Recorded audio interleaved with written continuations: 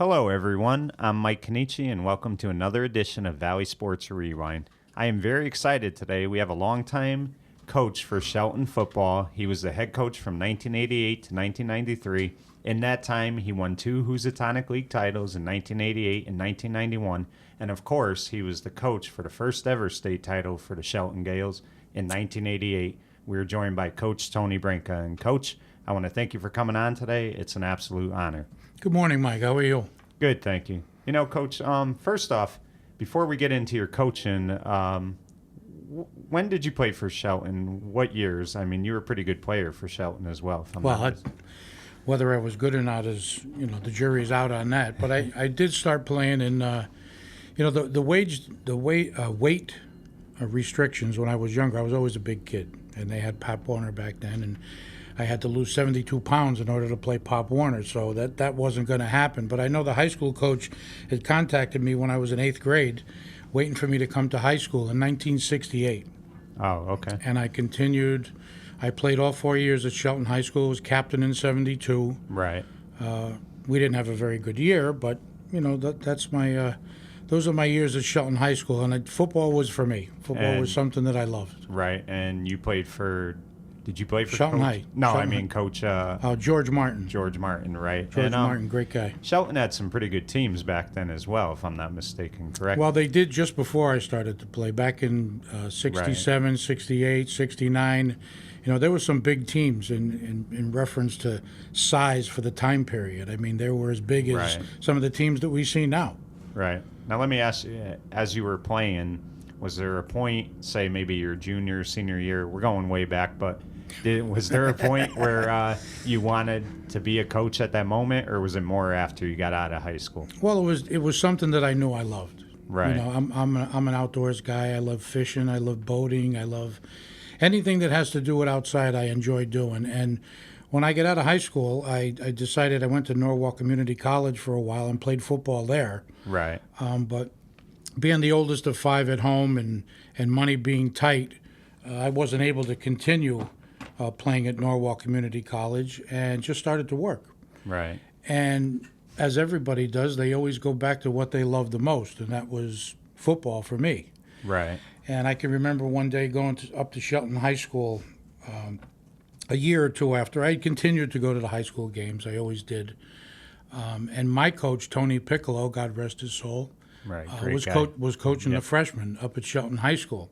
And I went up there one day to watch him practicing, and he saw me leaning up against the fence with Tom Krugel, who was a former Shelton football player. And they saw me standing there, and they said, "Branks, what are you doing?" I said, "I'm just watching your practice, Tone." He says, "Do you mind taking the lineman in the corner and showing him how to throw a forearm?" And that was it. Oh, wow. So pretty much I don't think I missed 20 days in the past 42 years. I just love going there. Wow. Now, did you go both ways when you played, or did you strictly just play one way? I did play offense and defense. In my senior year, I hurt one of my shoulders had popped out, and I primarily just stayed on offense. On offense, right. And you were a tackle? Yes. Correct, right. Yep. And you saw a lot of good teams in the Valley as a player. I mean, Derby and Ansonia both had good teams back then. I mean, talk about how Valley football was back in the 70s. I mean, it was really exciting time. It was the thing to be at. It really was. I mean, Valley football, I go to clinics in Massachusetts, New Hampshire. I go to football clinics all in the New England area. And if you wear something that identifies you as far as where you're from, people come up to you and say, "Oh, you're from the Valley." People just know about Valley football. Back in the day, there was nothing better than to, on a Saturday morning, just wake up, and whether it be Derby, Seymour, Ansonia, Shelton, Seymour, I mean, it was just those 4 teams. It just seemed like, the minimum attendance at those games was anywhere from 3,000 to 5,000 people. Right. And big games, I can remember back when Bob Riggio was coaching and in his earlier years, there were times where at the Shelton Derby game, and I'm sure at the Derby-Ansonia game, I tried to go to some of those games also. Right. I mean, there was an excess of 10,000, 12,000 people. Yeah, it was a crazy time. I mean, people talk about Texas football and Pennsylvania football, but the football is just as crazy in the Valley. Right. It definitely was. Now, you mentioned Derby-Ansonia. that was always Derby's big rivalry. Ansonia, I would say Oh, yeah. Shelton was probably their second, but for Yep. Shelton, Derby was always their big rivalry. That was always their game. Talk about the Derby Shelton rivalry as not just as a player, but growing up as a kid. Well, it's funny you asked that question because I married a Derby girl. Oh, okay. The Shelton Derby rivalry to me wasn't. It was a different type of rivalry than the Ansonia Derby. I think that there was a more of a dislike of each other Right. than there was with the Shelton Derby game. The Shelton Derby game to me was, I always referred to it as a civil war. You know, there was a lot of people who were related to each other, had friends with each other. We just went out on the field and we just wanted to see for bragging rights who was going to be better that year. Right. There was no real hate. Right. I don't remember ever having that feeling of hate. I know back in Shelton, you know, we all say, and I still to this day don't wear red. Right. I don't know if it was because of the way I was brought up, but it wasn't because I hated it. It was just because of the rivalry. Right. And the rivalry was something that, you know, between back then, I'm going to date myself and say the Shelton Rotary Kiwanis Club. Right. We used to have those dinners before every game where each team would either sit next to each other or sit in front of each other and Right. just look and be with each other before the game. And there was never a look of hate. You know, I Right. never wanted to really hurt that person. I just wanted to go out and play the game of football, do the best that I could do, and hope that we came out a winner so that we could have bragging rights up for the next year. Right. And what was the feeling like? I mean, your first Derby Shelton game, you as a player, as a starter, what was the feeling like when you ran out on that field? It was like nothing else. I can remember being at Ryan Field in Derby and looking up on the hill, and right now I look up on the hill and I see trees and brown leaves, where back when we played, Right. all you saw was people. Yeah. I mean, right from the very bottom of the sideline to the top of the hill, there was people from shoulder to shoulder all over the place. It was, I don't want to say it was like like in the old days, the gladiator in an arena, but that's Right. kind of what you felt like. Right. It felt like you were in an arena where people up against the fences were 4 or 5 deep. The hill was filled with people. You know, the color, the noise, the majorettes, the pom-poms, the band. It was like nothing that I've seen as of late. Right. And, you know, you mentioned that attendance isn't great now for that game. What do you think that is? I mean, I know Derby's had a rough run the last 20 years. They haven't been the same program they were, say, 25 years ago.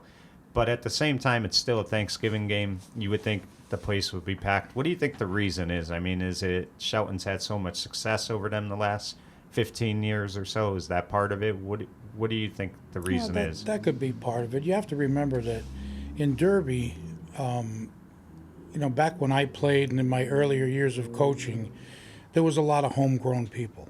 Right. And I could bring out a ton of Italian names from Italy. I'm Right. Italian myself, so I kind of envy the fact of the people that live in Derby and their heritage of being Italian coming from Derby. But back then, there was more homegrowns.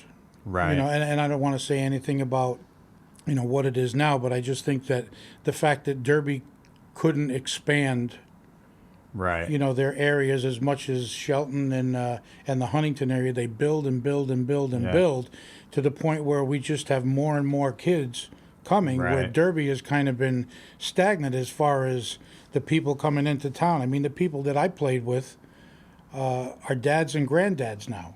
Right. And the only thing that they have to look forward to is if their grandchildren are playing. And it's Exactly, yeah. I mean, when I look at the graduating class of Derby and I see that there's 60 kids that are seniors, and you Right. look in Shelton and there's 420, I mean, there's just no comparison as to what you can draw from Right. your school to make a team. Exactly. I mean, it really were two ends of the spectrum. They're the smallest school in their league Right. or in our division, and we're the largest. So it has a lot to do with population. Right. You know what's ironic though? You touched on this a little bit. You said, usually it was homegrown, things like that. A lot of Derby guys over the years came to Shelton and coached. I could think of Chris Anderson, Mark Angeletti. I could think of Jack Walsh for basketball. He went to Derby. Yeah. I could think of Joe Benanto, who's had a legendary career in all 3 sports at Shelton, and he played for Derby. Right. And then, of course, Danny Dune is coaching there right now. Does a right. tremendous job. Exactly. So, I mean, it's kind of, as much as it's a rivalry, I think there's also a respect there because, both sides don't mind coaching there. So there's definitely not the dislike with those two teams. No, absolutely not. And like you said, that goes back to how I felt about the Derby Shelton game. You know, there is no hate. There is no ill feelings towards each other's team. I think that a lot of the people that came from, you don't see too many people from Shelton going to Derby. Right. And I don't think that's because of any other reason than Derby can't draw the amount of kids or the talent that a Shelton coach would want to be at. It's not because they don't like Derby. It's just that, I mean, I see Derby people coming to Shelton because they want to, I don't know whether you call it better their coaching career, where there's just more kids to pull from. There's more avenues that you can look at for whatever sport it might be. Like you said, basketball, not necessarily baseball, but in basketball, football, there's just a lot more kids. There's a lot more scheming. There's a lot more decisions that you need to make in order to make up a team. So it's just more fun. Right. You know, and having those people from Derby come over, I think it's a great thing. I mean, it's one of the reasons why Shelton and Derby, I think, still exists as far as a football game. I mean, I think that if the situation were Ansonia Derby, you know, at some point, they may want to just get away from it. But there's a lot of that, you know, back when I was playing football, we called the older gents sparrows. Oh, yeah, yeah. You know, that's what they were called at Derby. The Sparrows always wanted to come to the football games, and they always wanted to see the rivalry, regardless of the outcome. Yeah. So, you know, and regardless of the outcome is kind of why we had the attendance. And as far as what's happening now, you know, Shelton has been on a roll in the past couple of years, and we are one of the better teams in the state due to Coach Roy. Right. Coach Roy runs a fantastic program. And the weight room especially. I mean, that weight room is a big thing for Shelton. I mean, that's a great program. You know, I know Coach Dunay has a lot to do with that now. Absolutely. I mean, you know, that's where it starts. I mean, it starts in the off season, and you know, they built that new weight room, I believe, and I mean, it's just been a great. Well, yeah, thing. we had a former football player. He played in '77 and '78. And had a father-in-law who had passed away and was, you know, giving some money to his grandson's weightlifting facilities. And because he played in Shelton, he decided to give some money there to better the program. And Coach Dunay, with his knowledge and coming from Southern Connecticut and the things that he knows, I mean, this past season, the Shelton weightlifting club came in first in the state championship. So, you know, it definitely makes a difference in the facility that you have and the people that you have to direct you in that facility. It's been a great plus for our program. Right. Now, let me ask you this. You talked about coaching under Coach Pick at the freshman level. When did you move up to the varsity level? I mean, was it when Coach Riggio got there, or was it before him? It's funny you say that, because those are the type of things that I was thinking about on the way over here, because I said he might ask me about things from 30, 40 years ago. I coached with Tony Piccolo in the freshman level for the next 4 years. I coached there from 75 to 78. And I believe Ridge came in 79, maybe 79. 80. Right. And my first meeting and that was under Ray Carliglio in Shelton. And Coach Bob Riggio, I guess somebody had said to him that if you want to get anybody on your football staff, you want to get this kid Tony Branca. Right. So I saw Bob Riggio in the main lobby of the high school, and he said to me just that. He said, everybody says that I need to get you. And I said, Coach, I've only coached freshmen for the past couple of years. I says, I really don't know what it takes to be a varsity coach. So if you don't mind, I would love to be the freshman head coach. This way I could make myself more of a whole coach and learn all the other aspects of the game.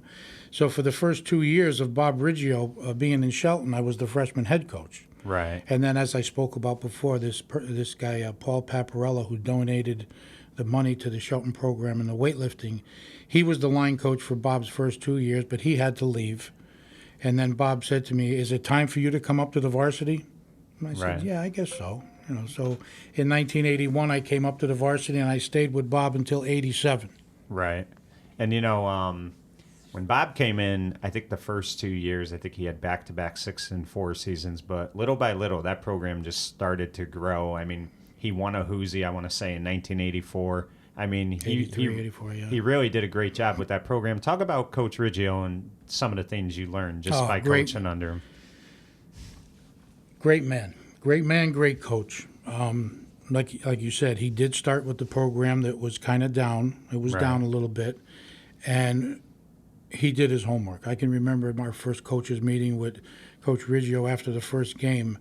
We showed up at his house at 12 noon, and we didn't leave until 2 o'clock in the morning. Oh yeah, I mean, he left no stone unturned. I mean, I think he was the beginning of turning the Shelton program around. You know, Shelton had been kind of in the shadows for, I think I remember him saying 21 years Shelton hasn't won a Housatonic League championship. And in 1983, I believe we tied with Seymour, Lyman Hall, and Shelton. I think it was a three-way tie for the Hoosie championship. I'll never forget that play where Jeff Rice and Walt O'Shea on the goal line. Oh, yeah, that was a great game. And Jeff Rice, who would never be denied a yard, went to the line of scrimmage, and Walt O'Shea followed him down the line, and Walt O'Shea, gave that extra push to keep Jeff Rice out of the end zone, which gave Shelton the win.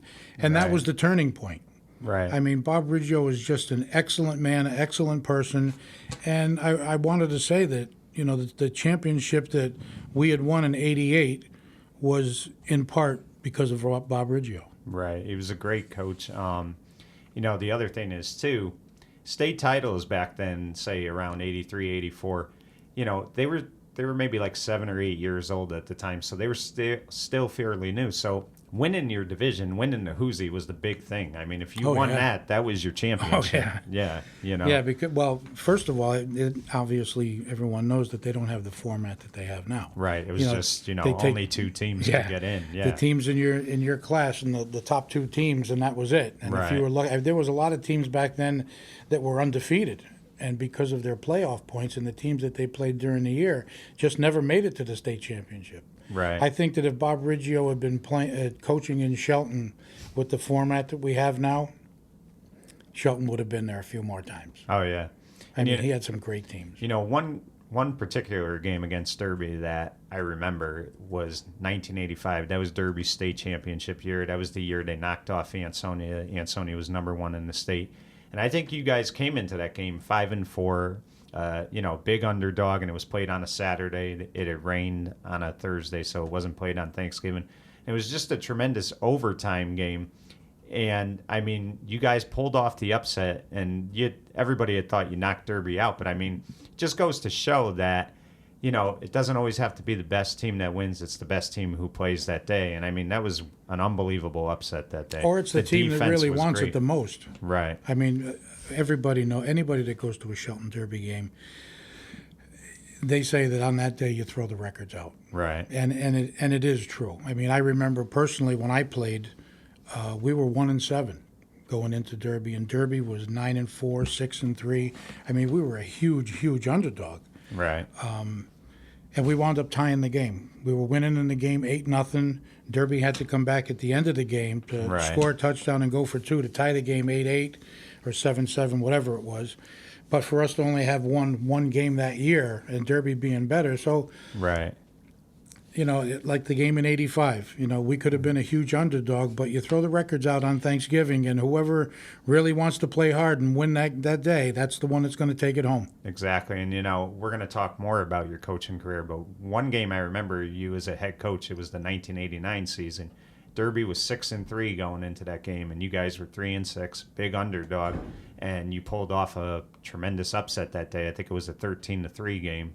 I think late in the game, Chris Gradadoria fumbled the ball. You guys returned it in for a touchdown, and nobody expected Shelton to win that day. And I mean, when you're having a rough season like that, does a win like that against your rival kind of like, does it save your season? I mean, does it make your season? What do you think as a coach? Well, that's part of the misconception. I mean, kids, how they feel the day that it happens, it obviously helps to win. Right. The next morning, everybody goes home, eats turkey, and they think about their season and whether they were 3-7 or 4-6. It really wasn't a good year. But to have the kids, do their best on that day and beat a team that was better than them, it does put a bit of a Band-Aid on the boo-boo. Right. But, I mean, That's it. I mean, it's only good for that day. Right. I mean, in Then you're reality, back you could to say, work. I Yeah. played in '85. We were 4-6. It really wasn't a good year, but we beat Derby. Right. You know, that always comes into play. Exactly. Yeah. So now the 87 season comes to a close. Coach Riggio decides to step down as head coach, and that was a great Shelton team. They finished 8-2 that year. They're a very good team, and they had a lot of returners, returning starters coming back in '88. Coach leaves. Let me ask you this: Did you have any idea that you were going to go for that job? Did Coach Riggio tell you that you should go for it? How did that come about? You getting the head coaching Well, job? it's crazy because at the end of the season and during the whole off season, nobody knew. Right. Nobody knew that Bob was going to leave. He actually coached spring football. Really? It was for the next year. Wow. No one had any inclination that Bob was going to be leaving. He finished out spring football in June, and then shortly after made his announcement that he was going to leave. So Shelton was kind of caught. You really only have the rest of June and July for the Board of Education to find a head coach, and it just seemed natural because I had been with Bob all those years, and I knew the kids, I knew the program, knew the system. Did I ever have aspirations of being a head coach? Probably not. No. I never really thought that was something I wanted to do. Head coaches have to be the guy. A lot of paperwork too. And there's a lot of organizational stuff, and and back then, most coaches were teachers. Right. And I wasn't a teacher. I was just in the maintenance department, but fortunately worked at Shelton High School. Right. So it just seemed to be the best in everybody's interest. And I never forget the head basketball coach at the time, or maybe he was an assistant, Joe Sedlock, who was one of my better friends, came up to me and said, "Branch, you got to go for it. You got to put your name in." He says, "It's just something you have to do." And I said, "All right, I'll throw my name in the hat and let's see what happens." And I guess that everyone thought that for the betterment of the program, and I don't know if you know that I was hired as an interim coach. Oh, see, I did not know that. No. Yeah, because of the time element of when Bob left and when they needed to have a coach. Right. They all agreed that they would allow me to take over for that year on an interim basis. Right. And and right now let's talk about it. I mean, what a year! But first off, let me ask you: were you looking over your shoulder a lot that year? Because you're expected to win. This was a great team. Everybody predicted great things for this team. But I mean, you still have to go out there and do it. And kids going from one coach to another, it's different. It's different from having you as an assistant to having you as the head coach now, because one of the big things is motivation. Is the coach going to be a good motivator too? So, I mean, the first season, though it was a great one, I mean, was it a nerve-wracking one for you at all? Well, it was kind of like a dream. Really? Yeah. I always have the type of personality where I have to be careful because we're going to lose. I didn't really look at the talent that I had. Talking about being able to stand up and be the head coach figure to the boys on the team, that wasn't a problem. Right. The boys on the team, well, from my role as an assistant coach, you're a friend coach. Right. I know I wasn't the big, mean, tough guy, but as soon as I took over, I made the kids understand that nothing's going to change.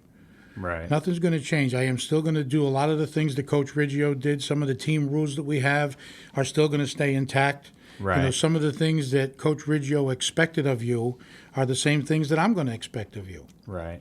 But the difference in our two personalities, I mean, Bob was very much a disciplinarian, maybe to the nth degree. I mean, he was really, really, really the guy. I mean, that's one of the reasons he had all of his success. And I tried to carry out the majority of that, but just the fact that I wasn't Bob Riggio, right, I think allowed those kids to, I don't want to say they didn't play for me, but they were just able to play and not have that fear of if they had made a mistake that the walls were going to come down. Right. With all of the talent that we had, they just went and they just played football, and they just enjoyed playing football. Whether I made a difference or not, I really don't know. Maybe if Bob had stayed, they still would have been state champions. I don't know. But we just had fun, and I can tell you that every game that we went to play that year, even my first game, I was afraid we were going to lose. Right. And that's not a bad way to be. Right. because you're always preparing your team for whatever could wrong, possibly right. go wrong. And fortunately, and I'm not real proud of saying it, that our first game, my first game as a head coach, was against Sheehan, and we had won 50-0. Oh, wow. And Yeah. it wasn't something that I advocate. They talk about 50-0 now, and there's all kinds Now of you get rules. suspended. Yeah. And I went over to the head coach after the game. There were things that were happening, like interceptions for touchdowns, fumble Right. recoveries for touchdowns. There weren't things that came from me to want to try to score more. Right. And I went up to, I believe his name was Andy at Sheehan High School. I went up to him after the game and I apologized for the score. And he said, "Coach, you had no control over what happened." Right. He says, "You got a great team. Don't worry about it. Good luck to you." And that was it. So we parted as friends. It's not something I advocate, and that's something that I still don't advocate. Right. I Let mean, me ask you. I mean, I don't want to change gears. We'll get back to this, but what do you think about that whole 50-point rule? I mean, we all know it was implemented because of one person who Right. they felt was, rolling teams all the time. But And he was. But here's the problem with it. How do you tell a kid who's a sophomore in high school who's practiced all week, when he gets out there, they want to score. If they're getting the ball, they want to go out there. They're trying to do good. How do you tell them, you can't do it because we might get suspended? It's not fair to the kids. You don't have to say anything to anybody. Right. If you're a man who understands the game and understands kids, nothing needs to be said in those type of situations. Right. As a head coach, you know that the team on the other side of the field practices just as hard as you do, Right. and they try to do their best every week. And in that type of situation, I think that as a good coach, you can control what happens without saying a word. I mean, if you're Right. beating a team 28-0, and you know that you're going to beat that team regardless. I don't want to change gears myself, but back in the day, shutouts were a big deal. Right. Because the spread offense wasn't there, the passing wasn't there, the amount of points scored wasn't there, and to get a shutout was a big deal. But if you knew that you were going to beat a team, Right. so what if they scored a touchdown? Yeah, as long as you If win. you put yeah. it as a coach, you pull your starters out, you put in your second stringers, your third stringers, and they're going to run the play that you call. Right. I know that there's coaches that if you put a third stringer in the game, and the score is 35-0, and you tell that third stringer to throw a fade down the sideline, Right. I mean, is his chances of completing it good? Probably not. No. Right. But if he does, oh well. Right. It's your third stringer. As a coach, you've done the best that you can do Right. to not put in your better players, put in the kids that want to play. If something like that happens to happen, Right. then that's it. Like you said before, you can't ask a kid to go out there and not be as good as I've coached you to be. Right. But as a coach, you can kind of control things by the people that you put out there and the plays that you call. Exactly. Yeah. And the coach on the other sideline, if he sees a team of all white jerseys out there, they haven't played for 3.5 quarters, Right. and they wind up throwing the ball and they happen to score, well, then that's, I see that the coach has done everything that he can do to try to hold back from putting it in our face. Right. So I really can't get mad anymore. Exactly. If his third stringers are better than my first stringers, then God bless him. Right. So now, how did that first win feel, though? Did you feel relieved? I mean, you got it out of the way. It's always important to get that first victory. I mean, how did you feel? Or, I mean, did you really even... There was no sigh of relief. No. No. Because every No. game was... And then you had to play Ansonia the following week, because that was always the second game. So, I mean, Right. off the bat, you're going against, guys who've been coaching probably as long as you, Oof. and great coaching staff. And, you lost that game to Ansonia. That was a rough loss. But, I mean, talk about this team. I mean, the whole year, they knew how to win. They might bend, but they never broke. I mean, you had some great players and Steve Anderson, Keith White. You also had the Ack Attack and John Novak and Paul Osak. I mean, you just had some great players. Talk about that 88 team and how special it was. They're still friends to this day. When Right. I see them, it's just like when you haven't seen your cousin in 10 years. You kind of Yeah. know them. Pick right. I see a lot of these kids even throughout life. I mean, I still work at Shelton High School. Right. I still live in town. I run into kids like Novak, DeMarco, Paul Ozak I haven't seen in a while. I Right. see Keith White. I see the Sastrums. I see Anderson is a policeman in our town. I see him quite often. It's a great relationship. Right. It really is. I mean, they enjoyed playing for me. I enjoyed them playing for me. And it's a relationship that's never going to die. Right. And you know something about that 88 team, too? Had a lot of talent. You also had a player that came on that team that year who did not play his sophomore and junior year, and Jamie Dykes. And I mean, what a contributor he was for that team. I mean, Fantastic. Talk about what a player he was. Fantastic. When you talked about the Ansonia game, I remember Jamie returning. I don't remember if it was a punt or a kickoff back for a touchdown. Right. And they had called a holding penalty on it, and they brought the touchdown back, and that was kind of the swaying point as far as I was concerned. And going into halftime, because instead of it being 7-0 us, it was 7-0 them. Right. And then in the second half, things just didn't work out for us. But Jamie, I don't know if it was because he heard that I wasn't the big disciplinarian that Bob was, and Jamie Dykes was a great athlete in his own Good right. basketball player, too. Yeah, he was a good basketball player. I think he played baseball also, and that's what it takes in football teams. You need all kinds of kids. You need the athletes, you need the big brawny kids. Jamie was friends with those people. Why he never came out for football, I really can't give you that answer, but I'm glad that he did. Right. He was a talent. He definitely was. So now, Coach, one of the things, too, about the Hoosie that you could see changing, you mentioned beating Sheehan 50-0. But as time was going on, Sheehan was getting better. Cheshire had just gotten Steve Adazio, and they were getting a lot better. North Haven, didn't always have the best record, but they played every team, like they were undefeated with, Bob DeMayo as their coach. And then East Haven's another team I look at. East Haven didn't always have the talent, but boy, I'll tell you, I mean, they came ready to play every game. I mean, if you were going to beat them, you were going to come out of that game, beat up from them. Oh, yeah. So, I mean, the Hoosie was getting so good. And, I mean, you go into that Derby game. Derby, I believe, was 8-1 going into that game. Their only loss was against Seymour. I think it was 26-0. Talk about that Derby game, I mean, and winning that first Housatonic League championship. What did that feel like for you? Well, I believe leading up to that, I think we were assured a tie. Right, you were. So yes, we kind of didn't. But you know what a tie is like sometimes to some people. So, I mean, you want to win it. It's like going to the prom with your sister. Ties don't do you any good. We went out and we approached that game just like we did any other game. I mean, I had given the kids a scouting report every week, and the scouting report on the front page for Derby week had a picture of a staircase, and on each step was the name of the team that we were playing that week. Right. And obviously Derby was up on the top, and then the next step after that was going to be for the state championship. And you had to win every game in order to get. I mean, we were assured the Housatonic League title, but you could not. There was no margin for. But there was no. Right. I mean, the only person that controlled us going to the state championship was us. So that game was just as important to us as the Sheehan game or any of the other games during the season. We had to approach it, and we needed to win it. Exactly. And I believe you guys won that game that day 21-7. Yep. Steve Anderson had a great game.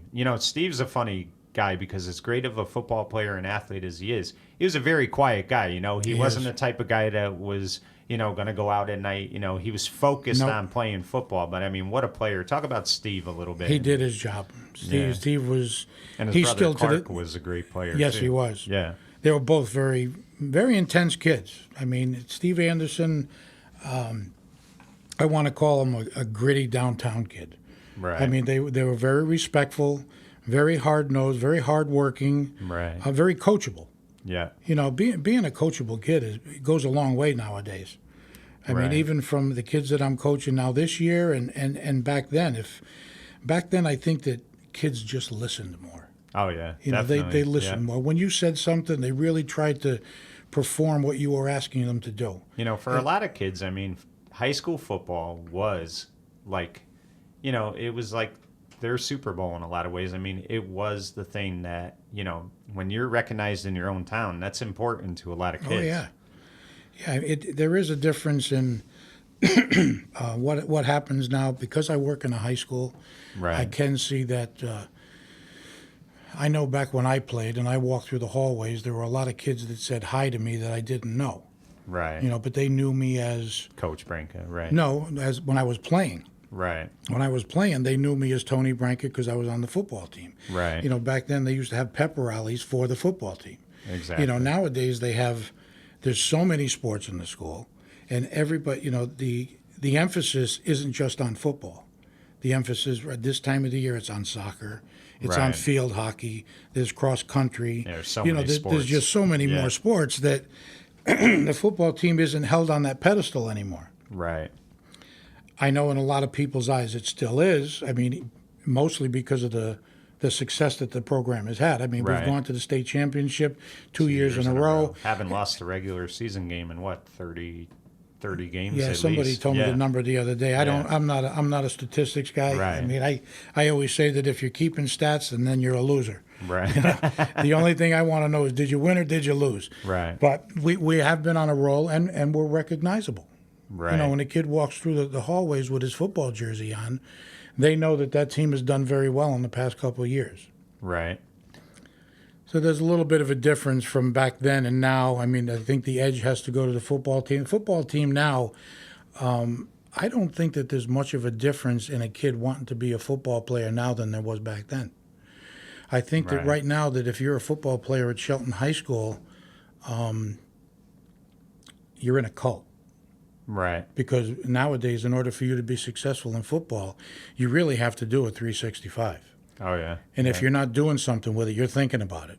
Right. I know that these kids in the off season, there is a couple of weeks each year where the kids aren't lifting weights or they aren't practicing football, but they're hanging around their football player friends. Right. And just that association in itself tells me that in order to have a successful program, you have to think and eat and breathe football 365, and I think that's what we have in Shelton. Right. So now let's get to the Newington game, the state title game. I mean, the players know what needs to be done, so you could only say so much to them. But what message did you send to them that week in practice about this game? I mean, what did you try to basically convey to them? Here we go about what I remembered him saying. There's a couple of things I remember about that night. And by the way, to this day, there's some kids that say to me, "Coach, could you give us a pregame speech?" And I think a lot of it was because I used to get very emotional. Right. I think they saw that. They saw that I cared. I don't think it mattered as much about what I said to them as much as it was they saw how much I wanted for them to do well. Right. And that was, regardless of what I had said to them before the game, I think that they knew that. They knew that from listening to me all year long. We kind of went through that whole scenario of the football season and the previous 10 games together. Right. And they heard me all year long. They knew how I felt about the game. They knew that I knew how hard they practiced. And at that point, I just said to them, "This is it, boys. Right. This is it. If you want it, it's there for you to take. I would hope that you would go out there today and just do your very best. Right. Leave no regrets on the field. The season is over. This is not the season. Right. This is a different part of football. This is the part of football that not many people get an opportunity to come to. Right. And right now, it's out of my hands. We've prepared you for everything that we need to prepare you for. It's up to Now you it's just a matter of whether you want to do it or not." And I don't want to say I left it on their shoulders, because still, as a coaching staff, you have to call the right play and you have to call the right defense. But it was a crazy experience for me that night. Right. Describe the feeling. I mean, Well, I have to start off by saying, and I talk about this often, and not a lot of people know this. We're out in pregame, and it's cold out, but the ground wasn't frozen yet. And a CIAC official comes up to me and says to me, "Coach, you're number 34. I think that was his number. I'm not even sure. He's now the offensive line coach up at Shelton High School, John Kearns. Your number 34 is not eligible." And he was my starting fullback and nose guard. Really? I said, "What do you mean he's not eligible?" We sent in the eligibility list. Well, we had done the eligibility list by a team photo. John wasn't in the photo. Oh, God. So they forgot to put his name and number and whether he was physically healthy and academically eligible. Right. So here I am in pregame practice. He comes up to me and tells me that my starting nose guard and fullback can't play in the game that day. And I says, well, what do I have to do? I'm a nervous wreck as it is. I'm a Right. first-year coach in a state championship and pregame. What do I do? He says, well, if your principal shows up and he tells us that he's academically eligible and your school nurse shows up and said that she does have a physical on file, if we Right. get those two people to check off on it, then we'll let him play. So for the rest of pregame, I'm looking for Mr. Saviano. There were no cell phones I'm then. looking no. Yeah. No, there was nobody to call. I waited for Mr. Saviano to show up. I waited for Audrey Dreyer, the school nurse, to show up, and they both talked to the CIAC official, and they were able to check off on both Wow. those items, and they were able to let him play. And I didn't find that out until we were just done with pregame going into the locker room. Imagine Oh. having to tell that kid he can't play either. I didn't want to say that. That on your conscience would have been the worst. No. That's that's a crazy story, and that's one you can never make up. But No. you know what's funny is there always seems to be some type of adversity when you win a championship like that. It never goes smooth. There's always got to be something. Right there just tells you it had to be destiny, though, because I'm sure the principal would come because he's the principal. Right. But you can't guarantee that the nurse is going to come. Thank God she did. But, you can't guarantee that. You guys win the game. It was a great game. You guys, win the game. What was the feeling like?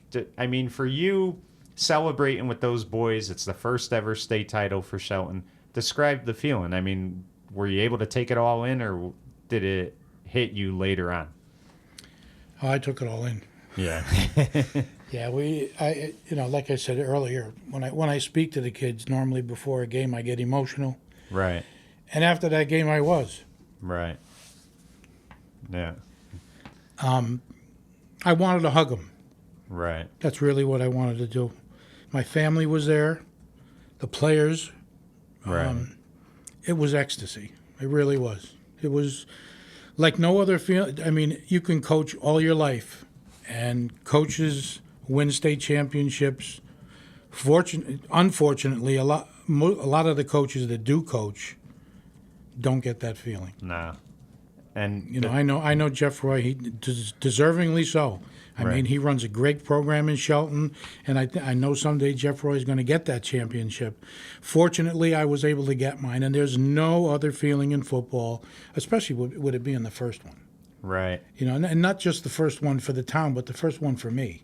Right. If I had continued on, I think that my team in 1991, they were as good as any team that I had coached. Right. And I think if it wasn't for an extra point that we didn't get against Notre Dame or West Haven, we would have been in the championship again, and we would have beaten that Cheshire team because we had beaten them, or was it Notre Dame or whoever it was, but I think that we would have been state champs again. Right. Winning the second one isn't like winning the first one. Right. Exactly. And I could remember after the game, everybody, the town of Shelton was down on the football field. Oh, Everybody's looking, seeing everybody who's hugging and kissing and this and that, mom and dad. And all I kept on saying was, I want to see my team. Right. Yeah. You work with them all year. It becomes family. It does. Oh, it was. And that had It to was be great. the most, It was great.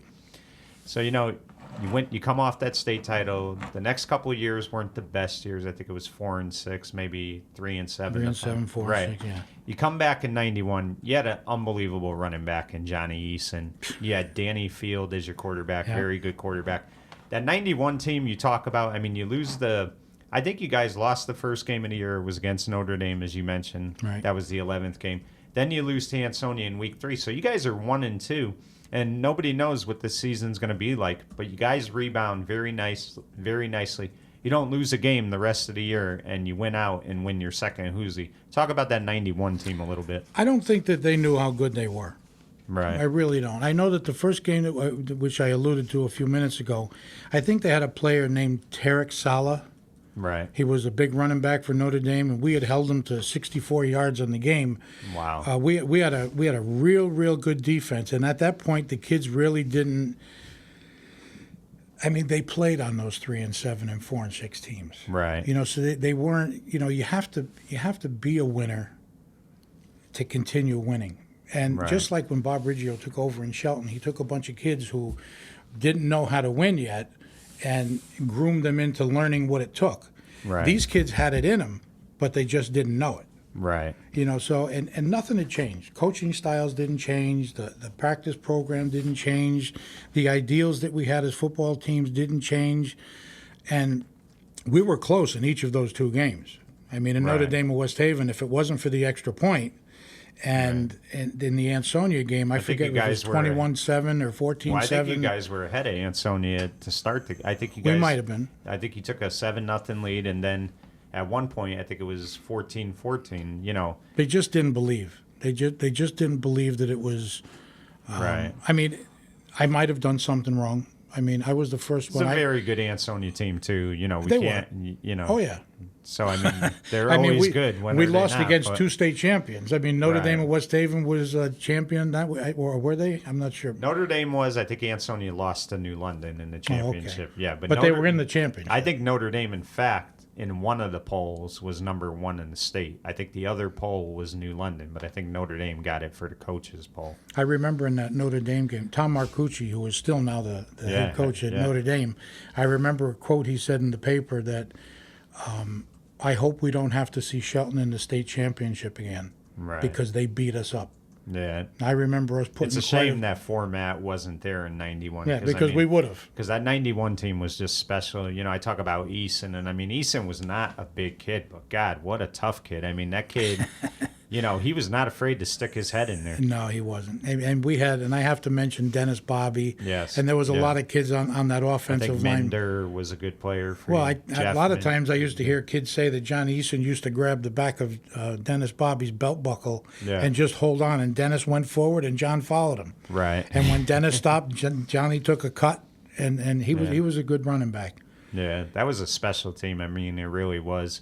They deserved to be in the state championship. Oh, they really did. But it happens. But I mean, that was a great.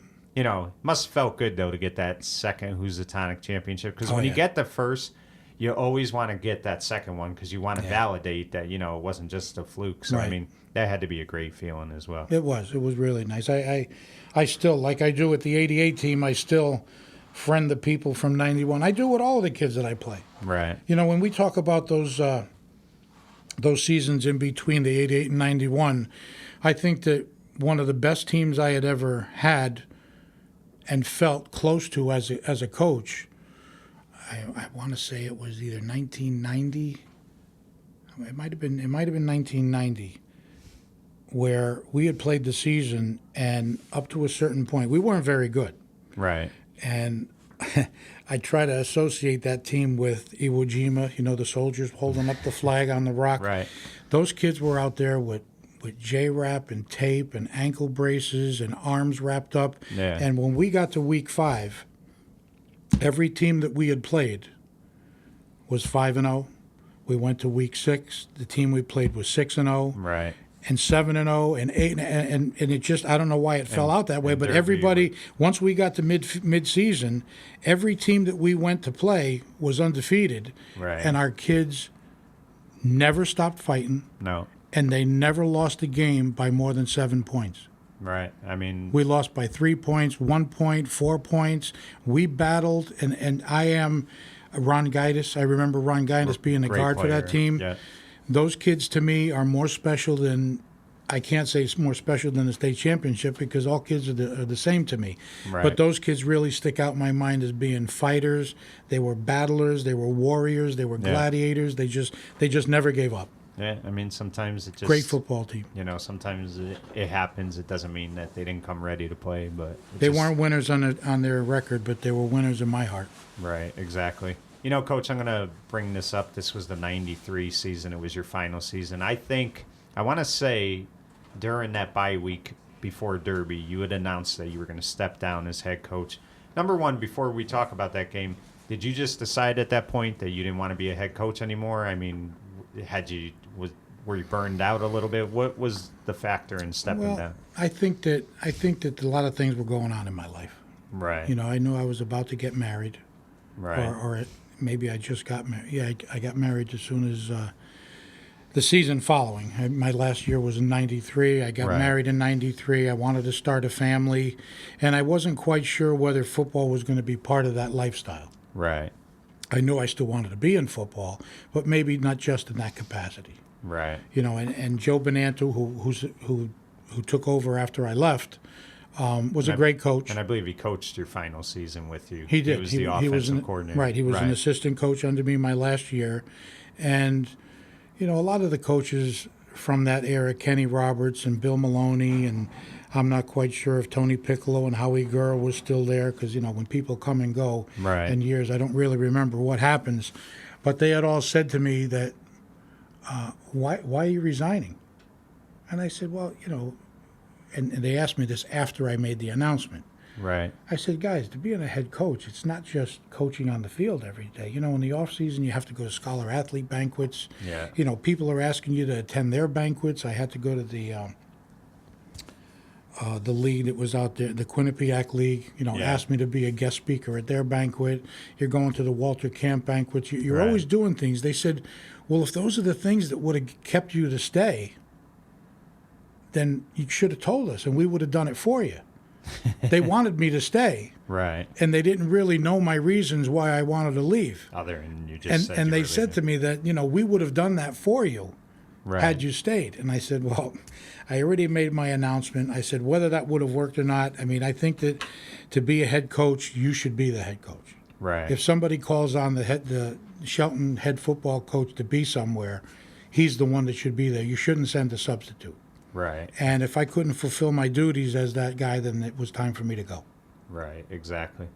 So now you go into the Derby game, and again, this wasn't the best Shelton team that year, but I'll never forget the week going into that game. I had played for Derby, and our coaches were telling us, Coach Branca's leaving, and these kids are going to be pumped up to play for him. They love playing for this guy, so this is going to be the hardest game you guys play. So we knew going in that you were stepping down. But I'll never forget, we're up in the locker room, and Coach John Oko's talking to us, about what we need to do. And I could hear her underneath, and I'll never forget it. I always remember this, and it was, we were happy we won that day, but I always felt bad because, that speech really inspired me. You were on, the lower level, and you're telling your kids, understand one thing. I don't want you to win it for me. I want you to win it for you. And, I'll never forget that. That always stood out to me. And, we're talking 23 years later, but talk about that final game and how emotional that was for you. Well, I don't believe that any coach, they shouldn't coach the game for themselves. Right. I think that I think a lot of times people don't understand why coaches do what they do. Right. There are different personalities. There's obviously people who like going out and coaching the game because they want to win championship after championship. Right. They all want to be Bill Belichick. Bill Belichick is probably the best football coach ever. Right. Does he do it for himself? I don't know. I don't think so. I think he does it because that's his way of life. Yeah. When I coached football because I enjoyed the game. Right. I enjoyed the game and I enjoyed working with the kids. And whether it was my first year or my last year, I didn't want anybody going out there and playing for me. That's just not why I was there. Right. I was out there to direct a bunch of young kids into learning a sport that they could excel at. Right. And me not being their coach anymore should have had nothing to do with why they wanted to go out and win. They wanted to go out and win because they wanted to. Exactly. My job was to teach them and put them in the best position to get that win. Whether they were able to do it or not was up to them. Right. So don't think about me when you're down on the line of scrimmage and you have to block one of Derby's great linebackers. Don't think about me when you got a cornerback in front of you and you're running a slant pattern. Don't try to do your best for me. Do it for you. Right, exactly. Because when you walk away in 1993, that win and loss is on you. Right. It's something that I'm going to carry with me regardless of whether I stay or not. Right. But this is your last game. So you go out there and play for you. Don't play for me. That's not the way it works. Right. Coach, though you were only the head coach for 6 years, not many people could say in 6 years they had 3 championships. That's pretty impressive. And I'm sorry, maybe Housatonic League championships, some people won't consider them the same as state titles. But guess what? To me, they're more significant because you're playing your league, you're playing these teams all year. You're not just winning one game to win a Hoosie. You have to win, every game in your league, which back then I think was 8 or 9 games. 8 or 9, yeah. So, nobody could ever, discredit those championships.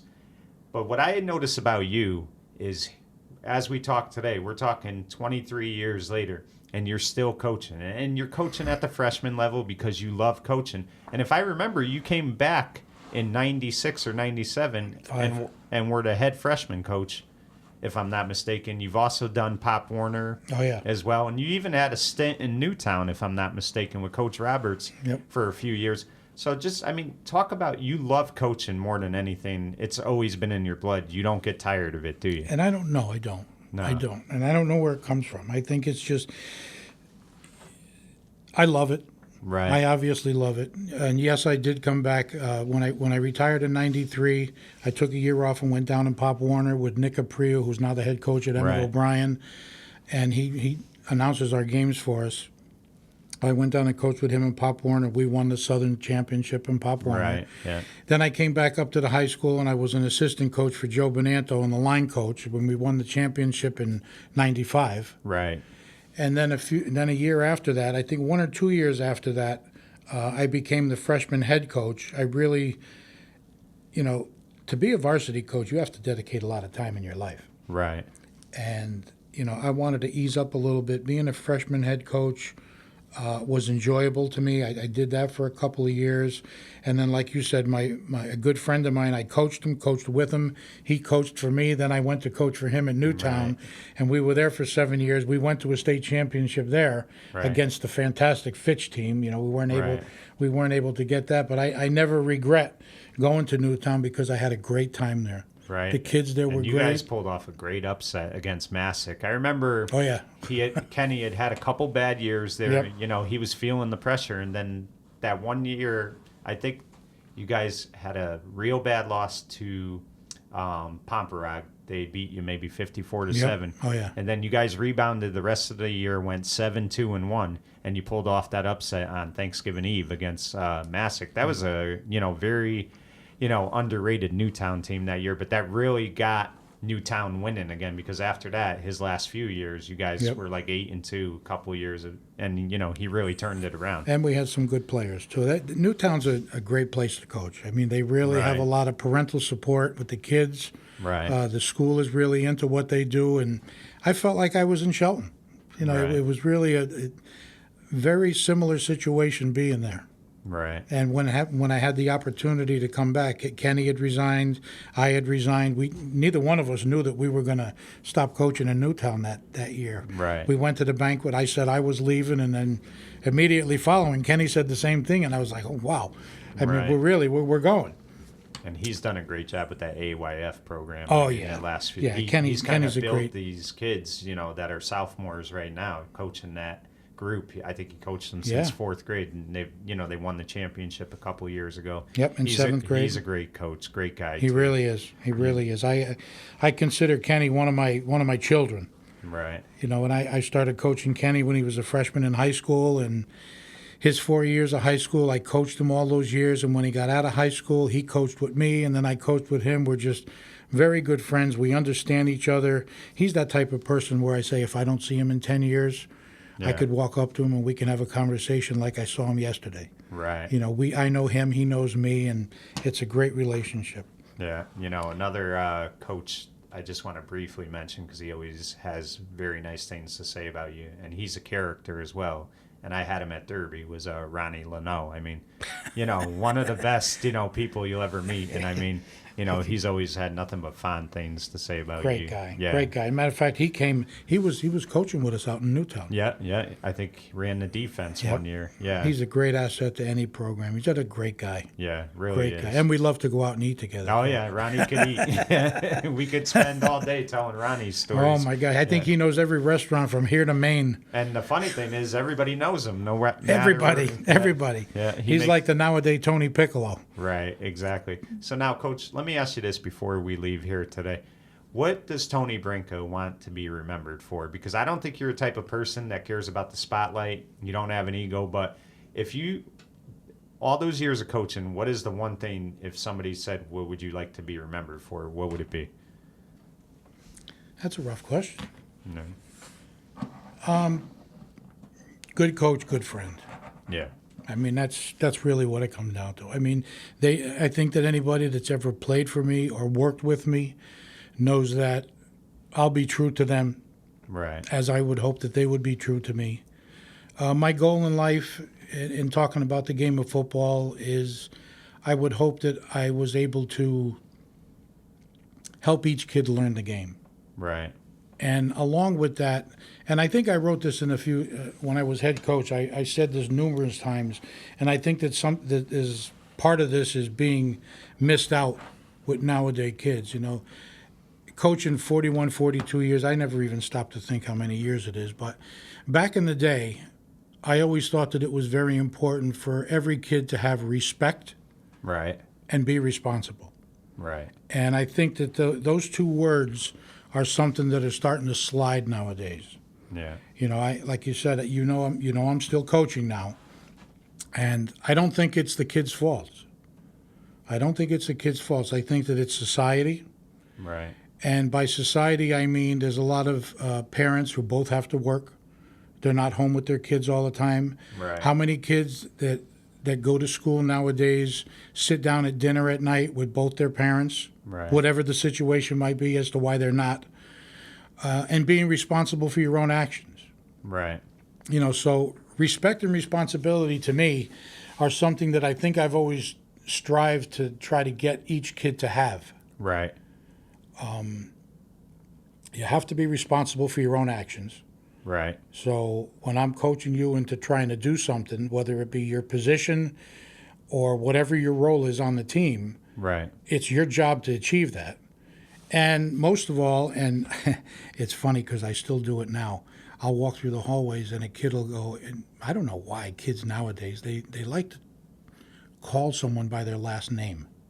Right. You know, so a player will walk by me in the hallway and they'll go, "Hey, Branca," and I'll go, "What?" Right. And they know, as soon as I say what, they say, "Oh, excuse me, Coach Branca." Right. There is a respect thing. I mean, it has to still And be it's there. and it's not that Right. I demand it. It's just that that's the way it should be. Right. You know, back in the days, did you call your teacher by her last name? No. No. You There's said always Mr. or Mrs. Yeah. If your grandfather or someone's grandfather came by, you said Mr. Castanelli or Mr. Lynch. You always said Mr. There was that respect that you Right. gave to someone because they were an older figure, Right. and our kids don't have it. Yeah. So to this day, and I'm sure that yesterday I did it in school, somebody went up to me and go, "Hey, Branca," and I go, "What'd you call me?" Right. "Oh, I'm sorry, Coach Branca." I go, "Yeah, that's better." Right. And you could ask any kid on the team right now, and they'll say I'm very adamant about that. Yeah. Well, I think that's something that's definitely needed. You know, you have to have respect, because if you don't have respect, you know, you're not going to have it in anything you do, and you have to. And I want the players to have that towards each other, and I want them to have that to the people that they're playing, Right. the players that they're playing. Like when we go into a game, and if the score happens to be lopsided, and you make a tackle, Right. help that kid up. Yeah. You know, I'm gonna give you a little story about, and it's going to be my last story, and we can end it. But it's a story that you may or may not know about, the Derby game. And I don't know the specifics of it, but I'm going to give you the scenario. We're playing Derby. I believe we were probably winning. I think it was 21-7, something like that. And during the course of the first half of the game, a player from Derby, maybe because they were losing or whatever happened, had gotten a personal foul ejection. Right. He was a senior for Derby. I remember this. He got ejected from the football This game. is when you were head coach. This is when I was the a head coach. 91 game. Yes, I remember. And when we came out in the second half, and I kind of thought that we were still going to win the game, but it still didn't matter to me because I didn't think that it was right that a senior who waited to play his last Thanksgiving Day game should Right. have to sit the bench because of a penalty. Right. So in the beginning of the second half, the teams come out, and I went up to, I believe it was Dickie Hildebrand at the time, who Yeah. always did Shelton Derby games. I said, "Hey, Dick," I said, "it's okay by us. And you could check with the Derby staff." I said, and if it's okay by you, because you're the official, Right. I don't think that this kid should sit out the second half of his senior year in this Thanksgiving Day game. So if you would allow, and if the coaches would like to have that player play the second half of the game, then it's okay by us.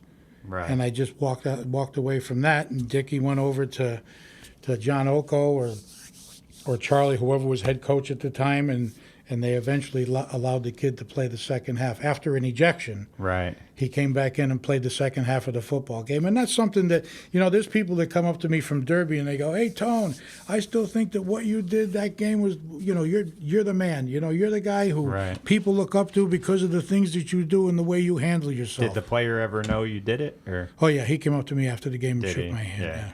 And I know who the player is, and I never knew that that's how he got back in the game. Oh, yeah. I remember that whole game he got ejected, and then the second half, Ed Clemens and Buddy Chernovitz said, we were just, alerted by our spotter that at guard is number 65. So we didn't know how he got put back in the game. So that's an awesome story. Yeah. That really is. Yeah. Well, Coach, I really appreciate you coming on today. To me, what you did at Shelton was remarkable. Never mind the 6 years as head coach. Never mind the championships.